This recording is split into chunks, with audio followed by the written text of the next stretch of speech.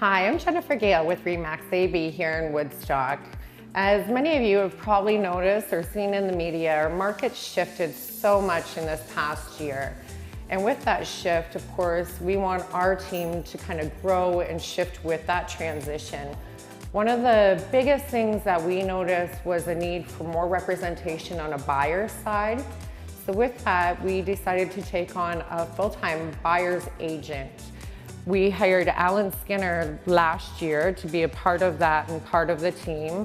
Alan had brought in a great deal of knowledge within construction and management skills and basically overall people skills. So with that, the transition's been really smooth. Alan, can you kind of take us through what that looks like when you're meeting with a buyer and those initial stages from our lead generation where we're introduced to the buyer, kind of on my end, we do the pre-qualification, make sure everybody is approved for the mortgage, and from that, the next step is they're going to meet with Alan. And what does that look like? Well, so basically when I meet with a client, first of all, I want to get to know you. I want to be your friend. I want to find out what you're really looking for and what what's important to you. Where do you want to be? What's the future look like? Are you getting married? Is life going to change soon? Do we have to plan for the future? Or is this your first home and you just want to get into that first home and start being a homeowner and you're looking forward to those renovations and things like that? Or investment real estate. Investment real estate is a huge one too. And then finding the correct investment for somebody on that end is really tough. Really tough. People's expectations, a lot of our investors are from out of town and looking at properties that they feel are priced right, but as an investment standpoint in Woodstock, it just doesn't work. So being able to guide people, knowing what they like, what they don't like, what their needs and wants are, and getting them into that right place is really important. So from that initial building, or I'm going to call that relationship building, which is the key to any real estate transaction or business transaction. People just want to be heard, and it's all about the relationships we build. So after you go through that kind of meeting, establishing what everybody's wants and needs are, what does that look like moving forward? Are you going out and looking at homes? How quick would that turnaround be? Sometimes the turnaround can be very quick, depending upon the feeling I get and their overall expectations. As long as I can meet them in the market, then it can be really quick. We can start the next day. Sometimes we're going out and looking at a property the very first day, so I can get a feel for what you're actually looking for. It's the trial and error, isn't it? You need to be tangibly in a home with a buyer. Everybody can give you their list of wants and needs, and then you get into a property such as this, and people are either like, I love it, or no. No, exactly. So I typically try to show them a couple different styles of properties. Okay. So we'll be looking maybe something older, maybe a condo, and maybe looking at a townhome. New home construction. New home construction. Also, New home construction for a lot of people in their first time buy is really tough because it's tangible but intangible. They can come to me for that. So I typically like to take them to about 3 or 4 different properties and get a feel for just their reaction in the home. And you can always see somebody's reaction to a home.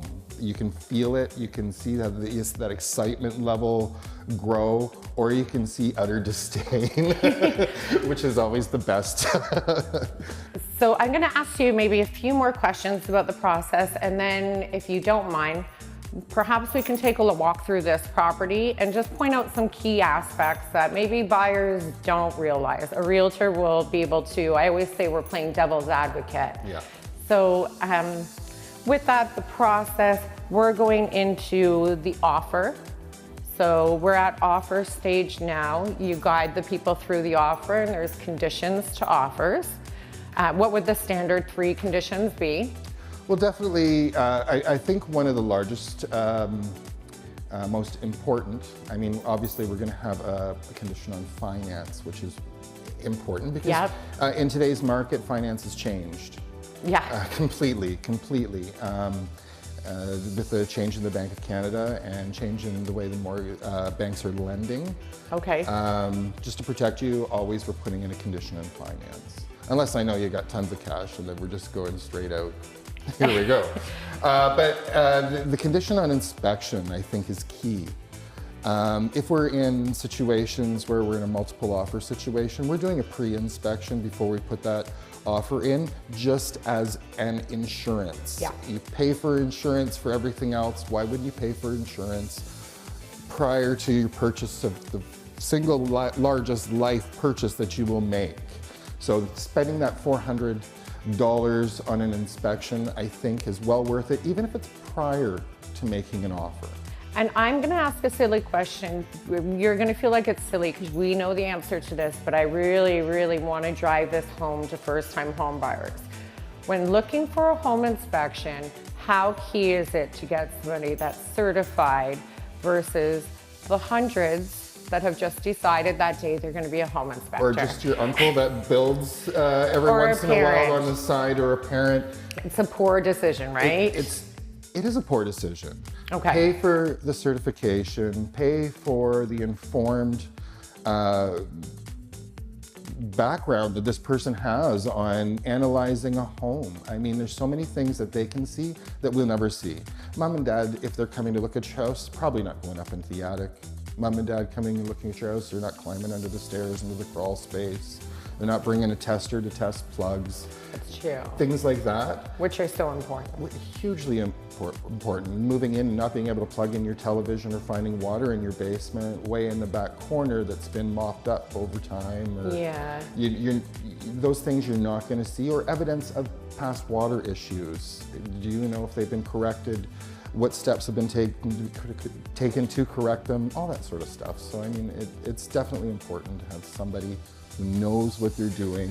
And it's a huge investment. It's buyer beware. Absolutely. So moving forward from that, I'm the buyer per se. We've gone through, I've looked at the houses, you know what I like, I've done my offer, my financing's in place, I'm happy with the home inspection, the sold sign goes up. So what happens after that? I know from my experience, our buyers always feel antsy at that point, like, what's next? What's next? What do I do?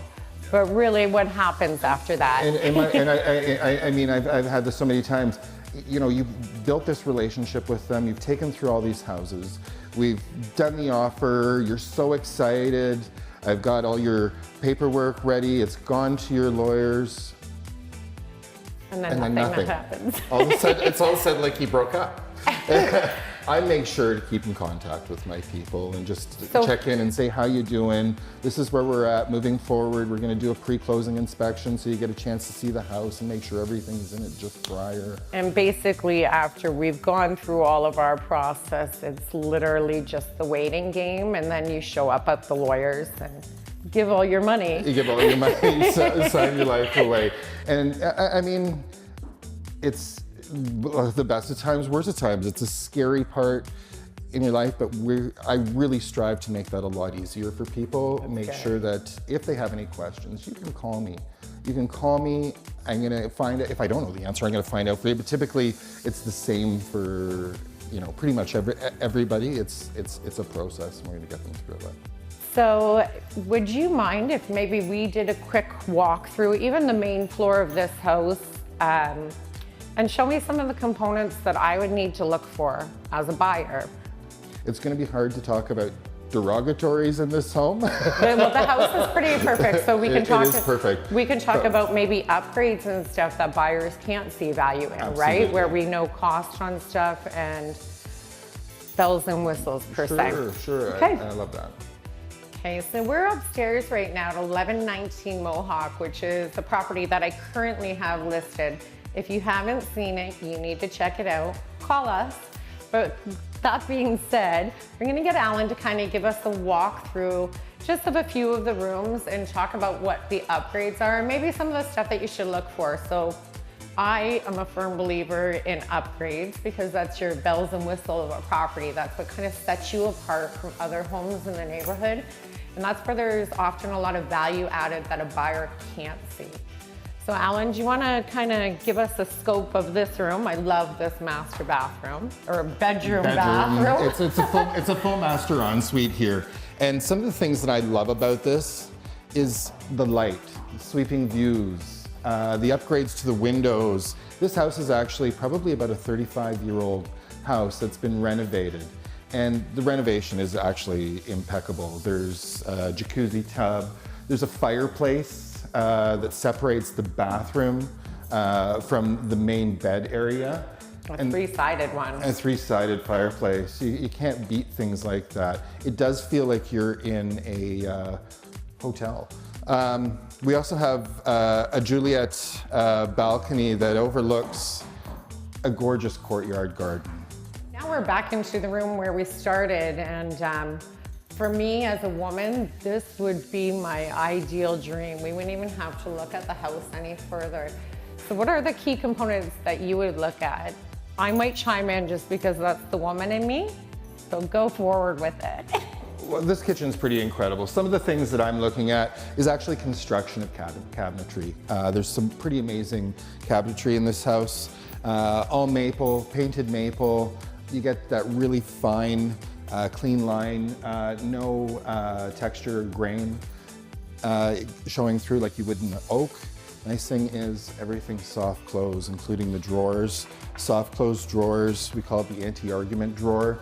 I can't slam the cupboards when I'm mad at you. You stole that from me. No. And things like silk granite sinks. I mean, it's such an upgrade. It doesn't cost very much more than stainless steel. But no staining. No staining, no denting, no scratching, and very low maintenance. I do really like the black fixtures in this house. Black fixtures, you're not going to see all the big water spots on. And I mean, this gorgeous island. The entertaining island to me, I just imagine having family and friends over and everybody's around, you're having wine and food. The other things for me that I really love is all the pot lights throughout. So with that, you can, as a woman, I like my lighting to be dimmer. We don't need to show all the flaws. Hardwood floors throughout the whole main level. For me, again, for a decorating purpose, I can move my couch so many different ways and I'm not stuck on a way with furniture because the floor is seamless. That's right. You know, floors running straight through the house. They make the house look larger too. They make the house feel more grand. There's not that limit of that cutoff of tile. There's not that limit of cutoff of this is where this has to be. The over-the-range microwave, so you have more counter space. And the backless stove. Water line for a fridge. Tile backsplash. It goes on. We kind of like this house a lot. Love this house. Love this house. And I was just going to point out, I mean, the pot lights, the LED pot lights, this is the future of lighting. Almost as good as halogen as far as the actual light that it gives off, and costs way less. I can leave one halogen bulb on, or I can leave all these on all day and it's gonna burn the same amount of electricity. And from renovation standpoint, I know that like I would have never known this before I did my own kitchen renovation. The cost to put in all these hot pot lights is an expensive upgrade. When I renovated that last kitchen, my electrical bill was as much as my cabinet. So when I see lots of pot lights, I know that they've spent some significant money on the upgrade. Absolutely. I think you're looking at about $300 to $400 a pot light by the time they're installed and wired. I think it might be more. So as you can see, we love this house. And I hope that you got a little bit of knowledge as far as buying a home in Woodstock, or actually any place that you're looking to buy a home. And as always, if you're looking to buy, sell, invest in real estate, build a house, please call us. We are always so happy to hear from you. Thanks.